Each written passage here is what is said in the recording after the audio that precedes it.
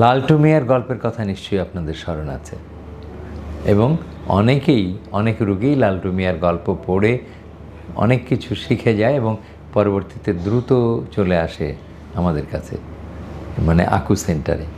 তেমনি একজন রোগী গত পরশু রাতে চলে আসছে। সে দুটো কিডনির মুখেই, লালটু মিয়ারও যেহেতু দুটো কিডনির মুখেই পাথর ছিল এবং পাথরের অবস্ট্রাকশনের কারণে তার কিডনি নষ্ট হয়ে গিয়েছিল। সে ছিল মিডল ইস্টে, ফলে আসতে তার দেরি হয়েছে এবং কিডনি মারাত্মক, মানে লালটু মিয়া ছিল মারাত্মক স্বাস্থ্য ঝুঁকির মধ্যে, মৃত্যুর সঙ্গে পাঞ্জা লড়ে তাকে মুক্ত করতে হয়েছে। কিন্তু এই ভদ্রলোক, ইনিও দুবাইয়ে থাকেন, দুবাইয়ে চাকরি করেন, কিন্তু এই লালটু মিয়ার গল্প জানার কারণেই তিনি আগে ভাগেই চলে এসেছেন। তার ক্রিয়েটিনিন যখন 1.6, সেটাও কিডনি নষ্ট। আর লালটু মিয়া এসেছিল 14তে, ক্রিয়েটিনিন ছিল 14। তাহলে লালটু মিয়ার গল্প মানুষকে সচেতন করেছে এবং সে এসেই এই লালটু মিয়ার গল্পটাই বলেছে যে স্যার, আমি লালটু মিয়ার গল্প শুনেই আপনার কাছে চলে আসলাম। তো দুটো কিডনির মুখ যদি বন্ধ হয় তাহলে এটা ইমার্জেন্সি।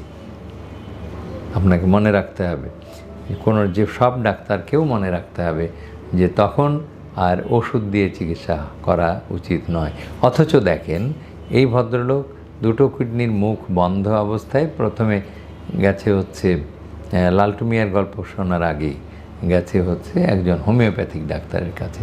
মানে তার, আমি যখন বললাম যে কেন গেছেন, উনি বললেন যে আমার আত্মীয় স্বজন, এরা মানতে চায়নি এবং বলছে যে আচ্ছা যাবেই তো, বিশেষ করে ডাক্তারের কাছে আসতে একটু সময় লাগে, একটু দূরত্ব অতিক্রম করতে হয়, সিরিয়াল নেওয়া লাগে। ফলে তারা বললো যে আচ্ছা কয়দিন হোমিওপ্যাথি খায়।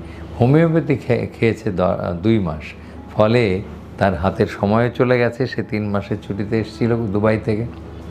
এখন 2 মাসের পরে সে আমার কাছে আসলো এবং এইভাবে সারেন্ডার, যে এখন তার ক্রিয়েটিনিন 1.6।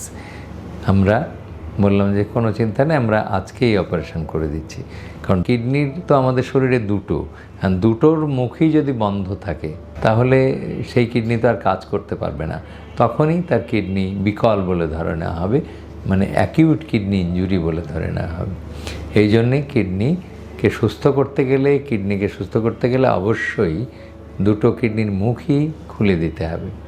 তা সে পাথর বের করেই হোক অথবা পাথরকে ধাক্কা দিয়ে কিডনির মধ্যে সরিয়ে দিয়ে হোক।